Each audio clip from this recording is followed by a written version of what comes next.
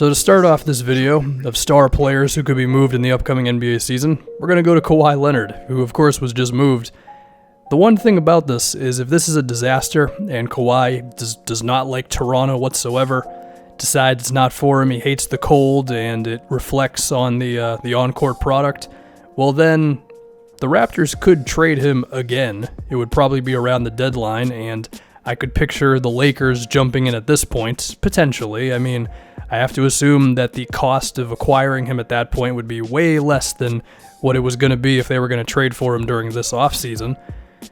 But I guess someone else could maybe talk themselves into Kawhi if it's a contender who's looking to get over the hump for one season, and maybe they feel like they can get him to stay past that. Who knows? But I do think it's a possibility that Kawhi would get moved again. Now, I think it's a real strong chance that this season in Toronto goes very well, and there have already been some reports out there that say that people close to Kawhi claim that he's going to really love Toronto, and of course I don't know the guy, but based on what we've heard about Kawhi in terms of he doesn't care about the luxurious things as much as other NBA players do, then maybe a low-key city like Toronto that bands together and has a kind of us against them attitude, maybe that's the kind of thing that Kawhi Leonard would really gravitate towards. And, you know, he's got a very good team. I mean, between Kyle Lowry, Danny Green, who's a hell of a throw-in for that trade, and then the decent crop of young players the Raptors have, and Serge Ibaka is still floating around as a decent player. The Raptors are going to be good, and as a Celtics fan, I am scared of them, and I will be much more scared of them if Kawhi is all the way in. So, yeah, there's definitely a lot of gray area with this situation, but if it doesn't go well, and Kawhi continues this thing where his uncle is a distraction, and Kawhi himself doesn't say too many things, and he just doesn't like the situation in Toronto, and it's clear that he wants to just bolt to LA in a year, well then the Raptors could help themselves out, move him mid-season, probably not get that much back for him, but you'll still get something at least. And then, yeah, that could be the next star player traded, Kawhi Leonard once again. I don't know if a star player of his caliber has ever been traded within that short amount of time. I don't know. Next up, we have Jimmy Butler, and his team, the T-Wolves, have a lot of rumors circulating where he is not happy with how nonchalant Karl Anthony Towns and Andrew Wiggins are towards being professionals, and I'm sure he doesn't love the fact that Karl Anthony Towns plays Fortnite until like 3 in the morning a lot of times, whereas Jimmy Butler is just going 110% at all times, right?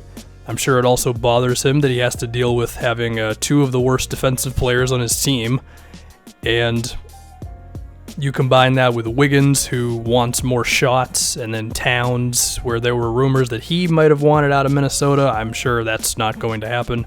But given that Jimmy Butler's got 1 year left, and I believe I already saw some reports that he does not plan to re-sign with this team, I think there is a lot of combustible energy with this T-Wolves team where we get maybe 15, 20 games into this upcoming season, and they are under 500, and the Western Conference is starting to just get away from them, right?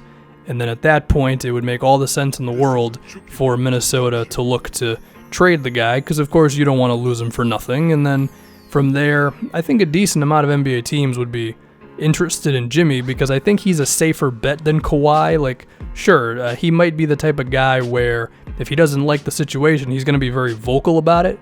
But I think if you surround Jimmy with players who are all about winning right now and they care about defense, then I think he would re-sign. He doesn't strike me as the kind of guy who cares about the stardom of the NBA as much as other guys do.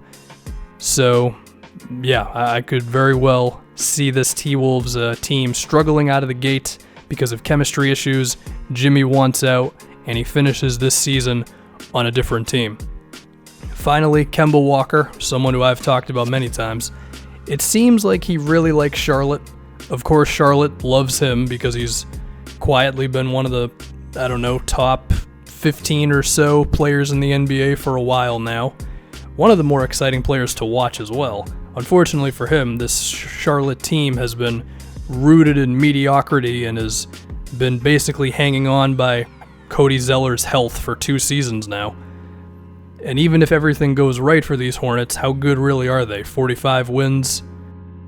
Now, maybe that would be good enough to convince him to stay, but based on just where this team has been at the past couple seasons, if things start to go south, then for as much as it seems like Kemba is all in on Charlotte, I mean, how old is he now? 27, 28? There was that thing recently where he said like he's getting tired of not being in the playoffs, and I mean, teams would definitely love to have him. We see the amount of score-first point guards that have huge impacts in today's NBA, and I think Kemba has been quietly one of those guys for a minute, and he hasn't been able to really showcase it.